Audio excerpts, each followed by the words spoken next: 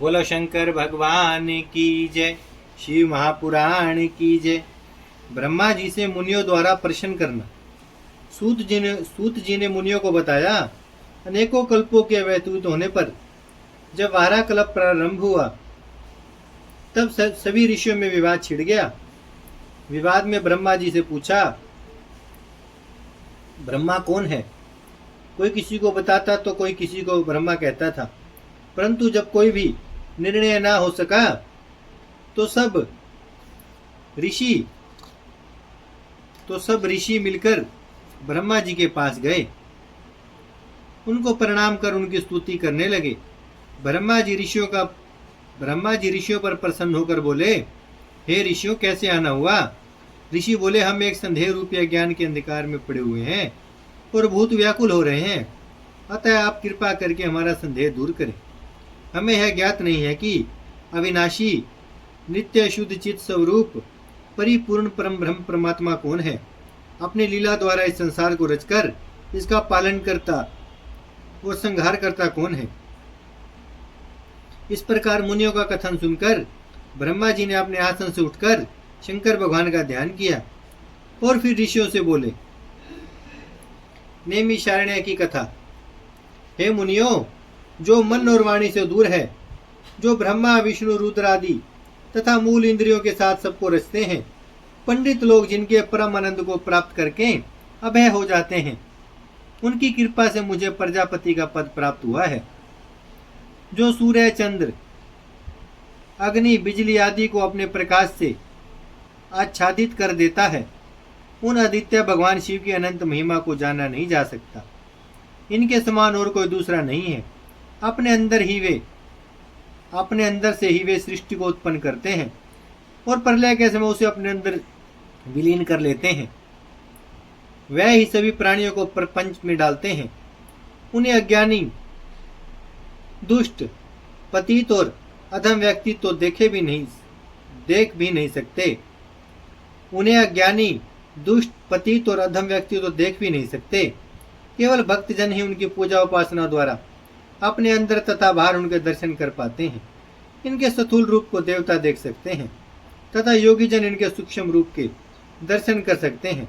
इनका तीसरा रूप सूक्ष्माति सूक्ष्म, नित्य और अविनाशी है।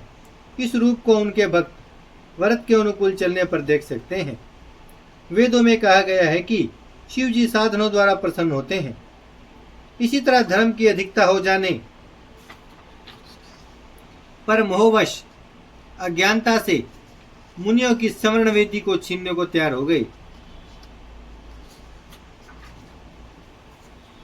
इसी तरह धर्म की अधिकता हो जाने पर उसके द्वारा किए हुए इसी तरह धर्म की अधिकता हो जाने पर उसके द्वारा हुए जन्म जन्मांतरों के पापों का नाश होने पर उसे भगवान भोलेनाथ की ज्ञान सहित चंचल भक्ति प्राप्त होती है। ऐसा व्यक्ति संसारिक विषयों से दूर होकर भक्ति भाव में प्रवृत्त हो जाता है। भाव सिद्ध हो जाने पर ध्यान कार्य में निष्ठा बन जाती है। फिर ज्ञान और ध्यान युक्त होकर मनुष्य योग में प्रवृत्त हो जाता है। वह व्यक्ति शिव समान होकर शिव धाम को प्राप्त हो जाता है। इसी कारण हे ऋषियों, तुम भी उस ब्रह्मा अर्थात शंकर की कृपा प्राप्त करने की कोशिश करो। परम ब्रह्मा परमात्मा शिव के ध्यान का अभ्यास करो। इसी के द्वारा भगवान शिव में प्रेम को प्रबल करके बढ़ाते जाओ। आप लोग ऐसा करो कि देवताओं के 1000 वर्ष पर्यंत महायज्ञ करने का संकल्प कर लो। ऐसा करने से यज्ञ की पूर्णता भी हो जाएगी। तब तुम्हारे मंत्रों द्वारा आह्वान किया जाएगा। वायुदेव भी तुम्हारे पास आ जाएंगे। उसी से तुम्हें अपने कल्याण का मार्ग प्राप्त होगा। उसके पश्चात तुम लोग परम पवित्र वाराणसी चले जाना।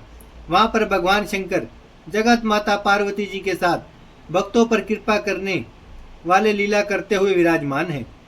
इस समय मैं अपना मनोमय नामक चक्र छोड़ने वाला हूँ।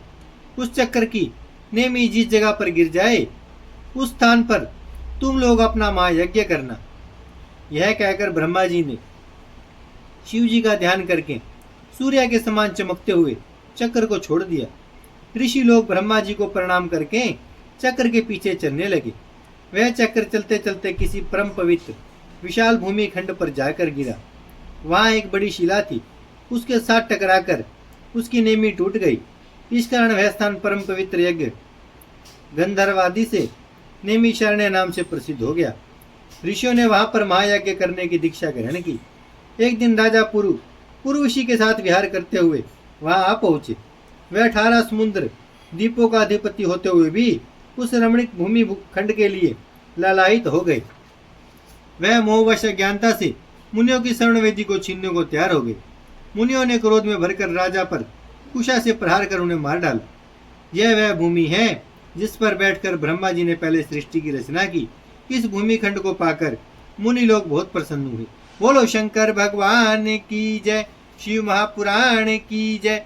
भजमन नारायण नारायण नारायण, श्रीमन नारायण नारायण नारायण, लक्ष्मी नारायण नारायण नारायण, सत्य नारायण नारायण नारायण, भजमन नारायण श्रीमन नारायण, लक्ष्मी नारायण सत्य नारायण।